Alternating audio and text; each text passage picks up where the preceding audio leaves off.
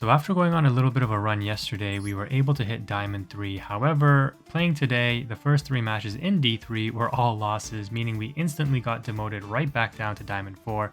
However, within the hour, we kind of went beast mode, just a little heated, winning 5 in a row to get straight back up into Diamond 3. So we're going to go ahead and take a look at some of those matches. Before I get into it though, you already know, check the description for the deck list video and the matches related to this Road to Diamond run using the same Floowandereeze deck.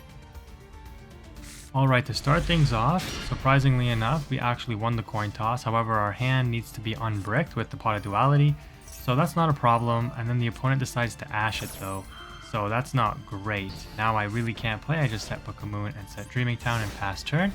So if they're on Ash, it likely means they're not on Tearlament, so I'm wondering what they're on. They're going to go evenly here. I'm going to banish Trap card because I play a second one and it's not doing anything for me right now. The Summon of Swap Frog reveals that they are likely on Sprite, and so we Book of Moon the Frog so that they can't special summon any of the Sprite cards and start comboing off. We have another potential reveal 3 off of the Duality, a potential to get something good, and we get nothing again. So nothing for draw, nothing off Duality. And Sprite plays a lot of hand traps, so yeah, they've got the Imperm, so we're unable to banish the Ronin Totem, but we are able to beat over the Swap Frog. But if they have any extender, like, we just lose here, right? Because they're going to set up a full board with negates, and with our 2 cards in hand here, we can't do anything. So that's a GG, losing to I mean, I shouldn't call it a brick, even though it was a bricky hand, but the opponent had hand traps, and that's why we lost. Alright, taking a look at this match, our opening hand is once again bricked, but we do have the Pot of Duality here.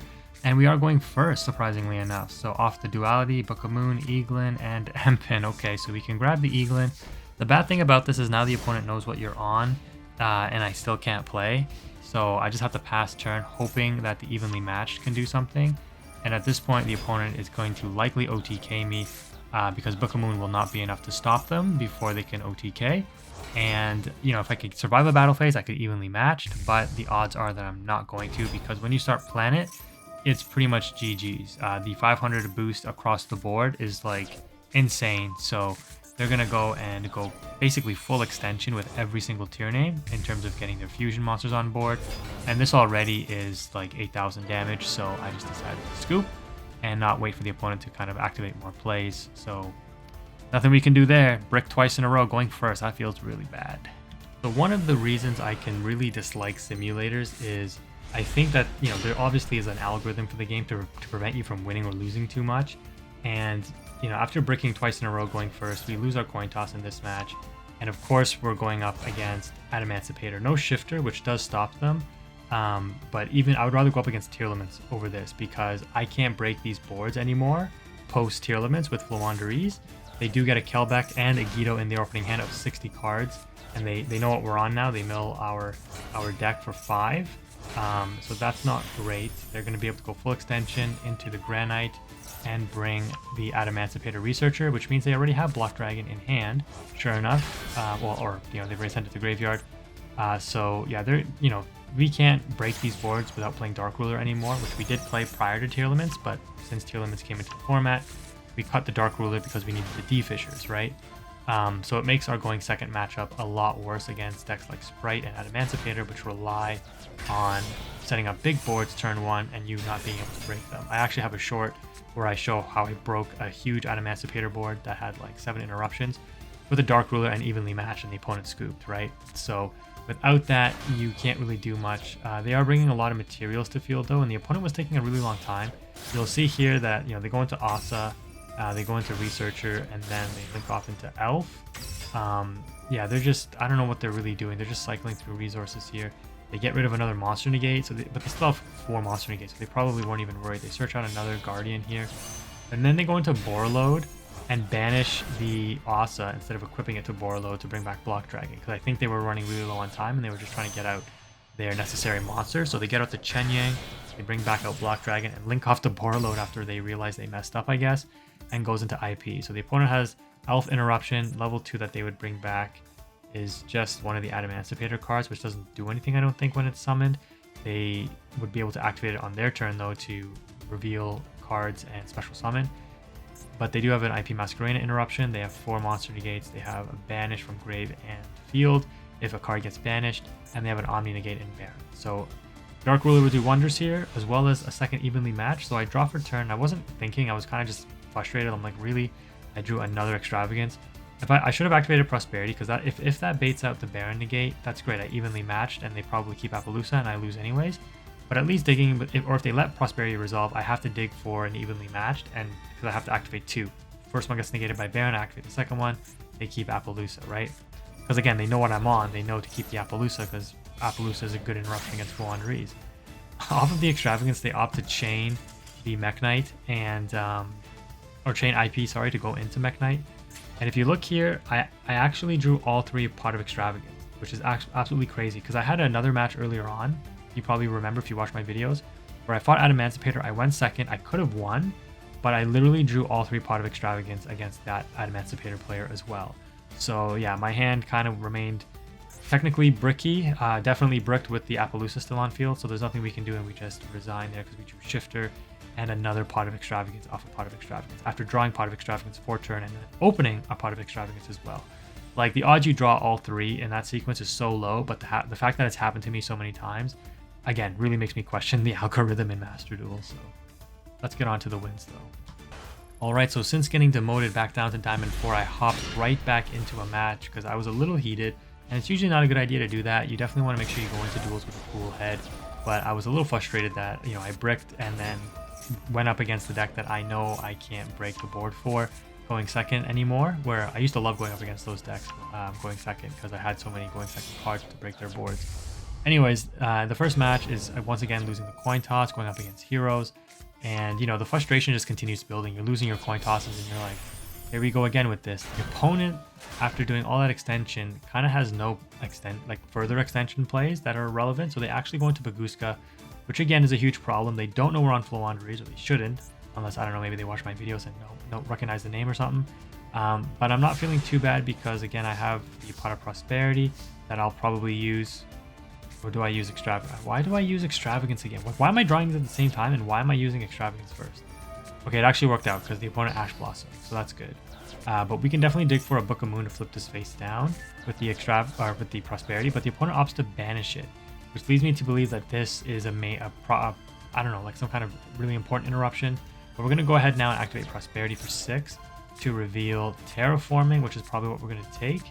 We don't need the Book of Moon anymore since the opponent opted to ban there. Baguska with the evenly matched Terraforming into map, and then map, and reveal the Street. The reason we reveal Street is because in case they kept an Imperm, I want them to waste the Imperm on the Street or on the Robina, thinking that we need those to go through our extension plays. I don't want to reveal that I have Eaglin, because if I summon Eaglin, they Imperm that, dead in the water now, because I don't bring a Emp into field, and I don't get my trap card set up, right? So I got to try to bait out the trap card on another bird, but the opponent reveals it on nothing, so they end up scooping once they see us have a bird for rotation. And that's the first match back into Diamond 4. Alright, well, here we go with the second match after getting D-ranked. We won the first one in Diamond 4, and we lose the coin toss again, so this is the third coin toss in a row. The opponent reveals that they are on Branded, starting off with a Branded opening, pitching a Mudora to get an Alibur on field, grabbing Branded Fusion, activating it, and they are on Branded Ishizu Tearlaments, showing that they send Merly and Albaz into the graveyard in order to bring out Lubellion. Now they are going to trigger their fusion effects, pitching Albaz for Lubellion cost, triggering Merly being sent to grave, bringing out Tax Dragon off of the Merly, and then bringing out Mirror Jade off of the Lubellion. So at this point, I'm like, this is a manageable board, and this is what I like about Branded. It's like a fair deck. I can actually deal with this potentially, right? They end on a Grave Shuffler interruption, a banish of Branded opening to save one of their fusion cards from being destroyed. They have a set face down and a potential hand trap in hand, Mirror Jade interruption, and we're taking 600 damage from Masquerade for every activation. Okay, how are we going to approach this with the hand that we have? Well, Map unbricks your hand, Advent can unbrick the hand as well, but we want to save Advent for some potentially crafty plays. So we're going to start off paying the 600 for all these activations with the Terraforming though, and then Map into Unexplored Winds. Upon activation of Map, the opponent reveals Heartbeat, discarding their DD Crow, which is a good discard because it's useless against Fluandrees pretty much. Well, I shouldn't say useless because, oh no, it is useless because if I summon Street, I would likely target something of yours that you can't use your DD Crow on. So we actually end up adventing now, banishing Street to grab Robina, because at this point I'm like, I played through all the interruptions or potential interruptions, so Robina should go in unchecked, and we just have to pay the cost. And the opponent opts to banish the Robina right away, which they have to because they don't. I don't think they know we have Empen. I'm pretty sure. Like we opened both of these. If I normal summon Robina here and they don't banish it, because of Unexplored Winds, I'll be able to use Empen to send the Mirror Jade to the graveyard and bring out the Empen, and they would miss activating this effect. So the opponent kind of read the situation, knowing that Unexplored Winds on the field means that if they let the first bird resolve and I do have a tribute, it would trigger the Unexplored Winds to tribute their Mirror Jade. So I then follow up with the Eaglin that I bring to hand off Robina, and sure enough, we're going to go double Empen maybe? No. You're going to see what we're going to do. We're going to bring all the birds back to hand. Empen is going to search Trap card here. And we have something to deal with Brandon. This is why Full Wanderers can be so good against Brandon. They've got a card in the graveyard we need to deal with in the Albion. If we let this resolve, they get a follow-up play from their deck for a branded spell or trap. And they have the Mirror Jade on board still that if it goes to the graveyard, will destroy all of our monsters on field, right? So we're actually going to go ahead and bring out Ryza. Ryza will out the Albion and the Mirror Jade back into the deck, which means neither of their effects are triggerable at this point. And we end turn knowing that we have Trap to play through the opponent's turn if they have something, if they top deck something that they're able to play through. So even though the opponent set up pretty much full combo, it looked like turn one, they had their graveyard interruption, they had a hand trap, and they had back row removal. They had pretty much everything they needed. They had Tax Dragon out and Mirror Jade, but we were still able to break their board and play through it. So on this turn here, they end up passing. I don't bother activating Dreaming Town. I do go ahead though and activate the Advent to bring the map back to hand, which is totally fine. So now we're going to go ahead and activate map. Map effect, reveal Eaglin and summon that.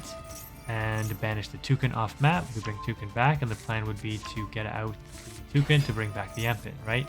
On Robina though, they reveal, of course, they have Havness, which is really good. And off Havness, they get Maxi, which is useless, Aluber, which is fine, and the Agito. This is going to trigger another mill 5. However, we are going to resolve our Robina first. So what are we going to summon? We haven't used our summon for turn here. We're summoning off map right now. We are obviously going to go right into Apex. We could have sent the the Havness and one of our small birds and kept the other one on board, but then that would trigger the Havness fusion, which we could DD Crow, but I thought to myself, I'd rather just save the DD Crow. I'm not winning this turn anyways. So I might as well just play a little bit more safe and stay on the control game for sure. So the opponent's going to attempt to activate a Agito, and that's why I brought Apex, because I wanted to make sure that was negated. And I think the opponent realized that they were in a tough spot because they know we have Ryza, they know we have Toucan to bring back the Empen and go full extension. So they end up just disconnecting there, and that is a GG.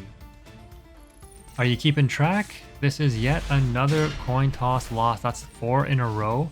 We won the 2 coin tosses before that one, which were matches we still lost because we bricked when we went first, which feels terrible. And then before that, on the win streak of 4, I believe it was, that we used to get to Diamond 3 yesterday, we lost, I think, 3 of the coin tosses there, 1-1. And you might think, Quantum, there's no way you're making that up. Like, no one really loses that many. Like, you're seeing it on the screen, man. You guys watch my previous videos, you've seen it. We lose way more coin tosses than we win for some reason. It seemed to get a little fair in Diamond 5. But then, as predicted with that video I posted about the algorithm, it was just, I knew it was going to go downhill. So yeah, tier limits, this guy's got the nut setup. I'm not really going to go in depth with this. They get a mill 10 though with the Agito and Kelbeck. Okay, they actually don't mill anything too significant for us here. So that's good. They don't mill the map, they mill the terraforming, which is half decent. And then on the other mill 5, so the total mill 10, we lose another Fissure, an Advent, and the one of the Ryza. So that's really the only thing that hurts a lot. Losing 2 of these hurts, but it's not the end of the world. The opponent has gone through, I think, at this point, 2 fusion names, so they got 1 left. They opt to bring out Lucalos. Now they're going to trigger the Merly fusion to go into Kaleido, so I think that's all their fusion names. They thought long and hard, like this opponent was taking forever on their turn too, by the way. And I think they realized that, oh, I have no way to stop the birds, so I gotta bring out Elf, so I can bring Merly back and trigger Scream and play during their turn. And that's exactly what they do, making the Kaleido untargetable in the process. So we top deck a Duality, which is really good. We're gonna go ahead and activate Extravagance first though, of course. The opponent opts to activate Elf to bring Merly and see what they mill. We do draw Goldsark and DD Crow, so this was a really nice draw off of the Extravagance, because if they end up milling a name, we can banish it with the DD Crow, prompting them to chain a Shuffler. However, they out Max C, or we get them to mill Max C, Ash, another Grave Shuffler, Terraforming, Crime, which has no target because nothing is banished, and Foolish Burial Good. So this was really good for us. We didn't lose a lot of good things on the mill that we needed for our core engine, which means we're going to be able to play. And the opponent finally misses after literally hitting the nuts turn 1. You can't even complain saying I got lucky, right?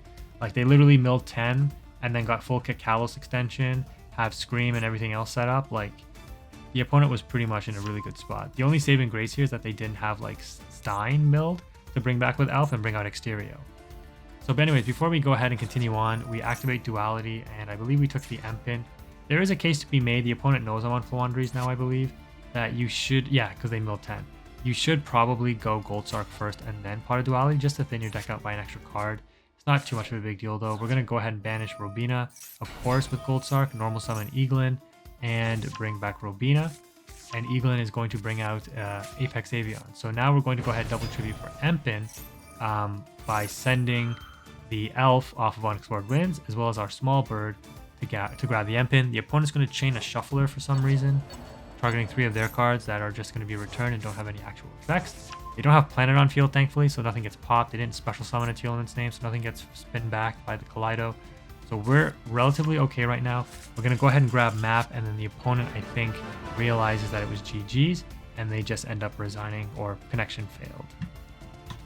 You know, it would be really, really nice if I don't brick going first, and finally we are able to win a coin toss after 4 losses in a row, and our opening hand is actually insane. So we have to activate Pot of Extravagance first. That's part of the card's condition. First thing in main phase 1, if we activated Gold Sark first, our Pot of Extravagance would be dead. So we do draw a second one off of the first Pot of Extravagance and a second Robina, but that's fine. So off of Gold Sark, we opted to banish, I think it was Toucan, and we had a full rotation plan to grab Map and then grab Trap. So the opponent didn't even want to sit through it, and they just end up surrendering. So that, I think, was our our 4th or 5th win. No, that's our 4th win, right? So we got one more match to look at to get back to Diamond 3. All right, this is the rank back up game, and I'm just like, I hope I can win the coin toss. Sure enough, I do. And we don't brick, so our opening hand, once again, is pretty amazing. We're going to go ahead and activate Pot of Duality, Chain Shifter, and it was prompting to see if the opponent wanted to do anything, so I'm pretty sure they're on max C. We reveal Fissure, Robina, and Eaglin, and it hurts not to take Fissure here, but we take the Eaglin because we have potential plays to set up with Advent and the Eaglin by having the extra bird in hand so that we don't have to search it off Robina. So you're going to check out what we are able to do here. So we're going to go ahead, grab M-Pin. This is all pretty standard. Bring back both the birds. And then off M-Pin, we are going to grab Map because we have Toucan to reveal, and banish another M-Pin off of Map because with Toucan, we're going to revive that and bring it back to hand. And then double tribute, go into M-Pin. It's fine because since we're under Shifter, everything's getting banished, which makes it so much easier.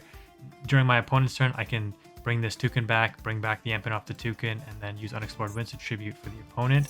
So yeah, we were able to end on all 3 of the main spells for Floowandereeze. We don't opt to set the Advent of Adventure. The opponent attempts to go straight battle phase, which does bait out the Dreaming Town because we don't want to take the risk that they have evenly. And it's a pretty simple and straightforward process because we're just going to go straight for Apex, obviously, and bring the birds back to hand and say to the opponent, you better have something to play off. They obviously forgot that we were on, or they were under Shifter because they Foolish Burial Goods a Solic to the banish pile. Then they're going to go ahead and activate Pearl of Rhino. We're going to negate that because we don't even want them to search for a name. And I'm feeling fine with it still because I'm like, as soon as they normal summon, that's going to trigger Map. Sure enough, they do normal summon the Stein. And we're not even going to let that thing get its effect off because we're just going to tribute over it. So off of the Robina, we are, I don't know if we grabbed DD Crow there, I think.